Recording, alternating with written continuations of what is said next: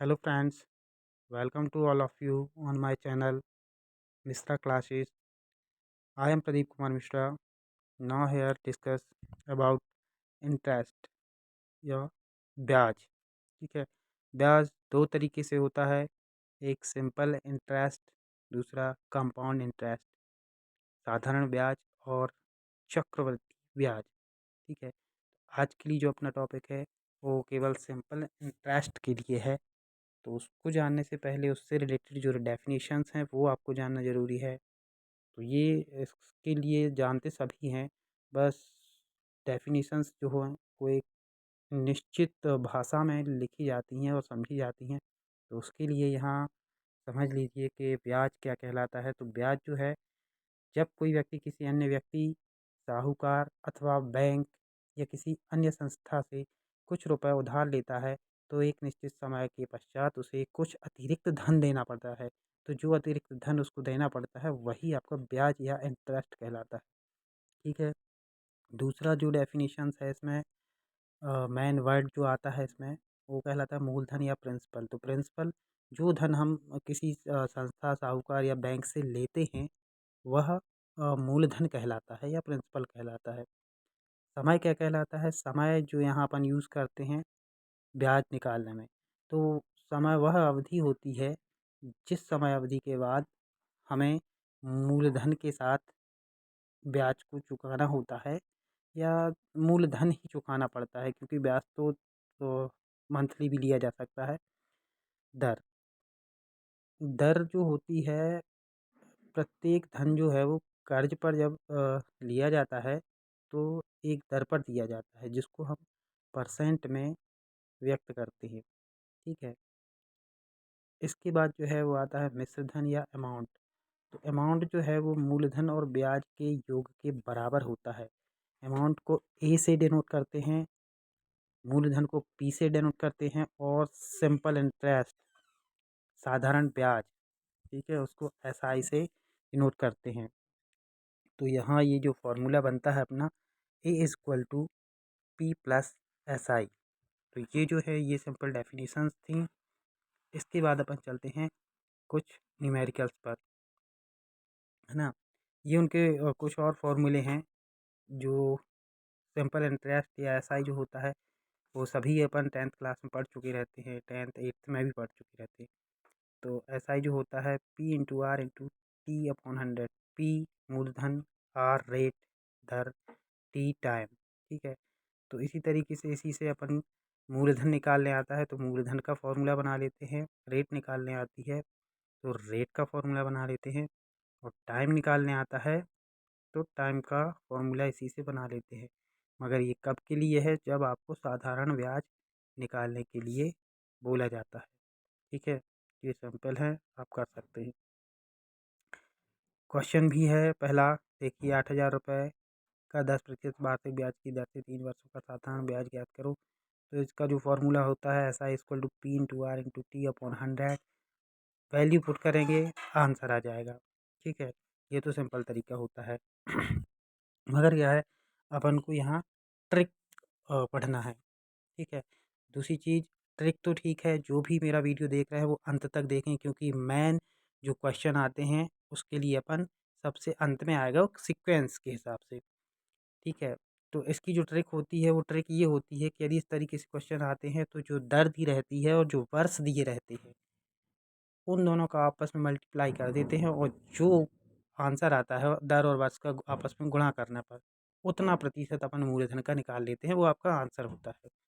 जैसे क्वेश्चन देखिए, 12,000 रुपये का 15% वार्षिक ब्याज पर 2 वर्ष का साधारण ब्याज ज्ञात करना है। ठीक है, तो यहाँ वार्षिक ब्याज जो है मतलब दर, ठीक है, दर है 15% और समय है 2 वर्ष का, दोनों का आपस में मल्टीप्लाई कर देते हैं, 30 आता है। मूलधन 12,000, उसका 30% निकालेंगे तो आपका आंसर आ जाएगा। ठीक है, ये ट्रिक होती है। इसी तरीके से दूसरा क्वेश्चन है, उसमें भी ऐसे ही करके आप निकाल सकते हैं। अब जो और दूसरे तरीके से इसमें क्वेश्चन पूछे जाते हैं उसमें क्या रहता है कि जब ब्याज महीनों का निकालना होता है तो फॉर्मूला अपना ज्यों का त्यों रहता है, केवल समय जो रहता है, समय महीनों में है, पहले वर्ष में अपन पढ़े हैं ऊपर। अब यदि महीनों में दिया रहता है समय, या महीनों में ब्याज निकालते हैं, दोनों का मतलब एक ही है। तो इसमें समय जो है अपन फॉर्मूले यूज़ करते हैं, वो करते हैं महीनों की संख्या डिवाइडेड बाय 12, ठीक है। और जब महीनों की जगह दिनों का निकालने को आ जाता है, तब समय परिवर्तन हो जाता है दिनों की संख्या डिवाइडेड बाय 12। क्वेश्चन भी दिया है इसमें एक छोटा सा, दर 7% दी है, समय 9 महीने, समय देखिए 9 माह में दे दिया है। साधारण ब्याज 420 है, तो मूलधन निकालना है। मूलधन का फॉर्मूला अपन पढ़ चुके हैं, P equal to SI into 100 upon RT, ठीक है। फॉर्मूले में वैल्यू पुट कर देंगे, आपका आंसर आ जाएगा, ठीक है। अब ये जो है, ये सबसे ज़्यादा पूछे जाने वाले और बहुत ही सिंपल, मगर निकालने में, सॉल्व करने में इसको मेहनत लग जाती है यदि आपको ये ट्रिक ना पता हो तो। इसकी ट्रिक क्या होती है, ये किस तरीके क्वेश्चन है, देखिए। इसमें क्या रहता है कि जब कोई साधारण ब्याज किसी समय के लिए दिए जाते हैं और वो कुछ गुने हो जाते हैं, जैसे क्वेश्चन में ही समझ लेते हैं। कोई राशि साधारण ब्याज पर 4 वर्षों में 3 गुनी हो जाती है, तो कितने वर्षों में 5 गुनी हो जाती है। इसमें कुछ नहीं करना रहता है, इसमें सिंपल सा तरीका होता है। ये देखिए, पी कितना है, पी जो है वो आपकी राशि है, ठीक है, मूलधन है, जो दुगनी तिगनी या चौगनी होनी है, ठीक है। तो वो कितनी हो रही है, क्वेश्चन में दिए गए अनुसार P is equal to 3P। P कितना कन्वर्ट हो रहा है, 3P में, कितने वर्षों में, ऊपर लिखा है 4 ईयर। मतलब क्या है, P और 3P में कितना अंतर है, 2P, ठीक है। तो 2P जो है वो किसके बराबर होगा, 4 साल के बराबर। तो 2P equal to 4 year, 2P equal to 4 year. तो P इक्वल टू कितना आ गया, 4/2, ठीक है। ट्रिक है, तो यहाँ अपन यूनिट ये हटा देते हैं, तो P इक्वल टू आपका कितना आ जाता है, 2, मतलब P की वैल्यू आपकी 2 है।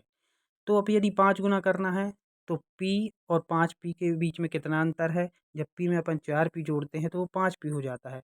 मतलब P को 5P बनाने के लिए 4P उसमें जोड़े जाएंगे, तो अपन को 4P निकालना है।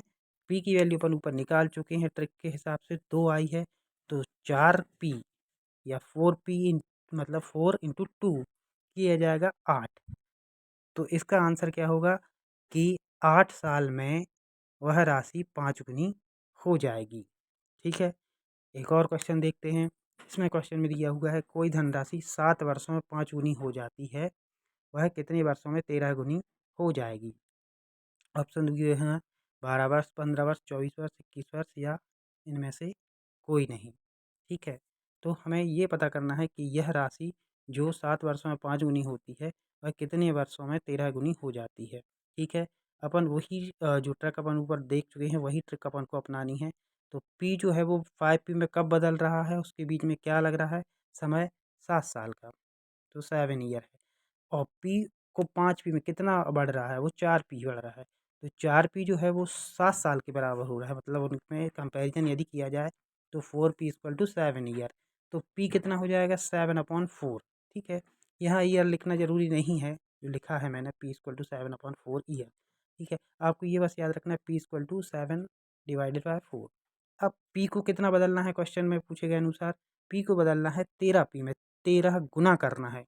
तो P को 13 गुना करने में कितना फ़र्क आ रहा है बीच में, इसमें आ रहा है कि जब अपन P में 12P जोड़ेंगे तब वह 13P के बराबर हो जाएगा। तो अपन को निकालना है 12P की वैल्यू, तो 12 इंटू P, P कितना आया था 7/4, P की वैल्यू रख देंगे 12 इंटू 7/4, ये आ जाएगा कितना, 4 से 12 जाएगा 3 बार, तो 7 या 21, 21 ईयर्स, या 21 साल में आपका जो धनराशि है, जो आपकी P थी, जो 7 साल में 5 गुनी हो रही थी, वह 13 गुना कितने वर्षों में होगी, वह 13 गुना हो जाएगी 21 वर्षों में।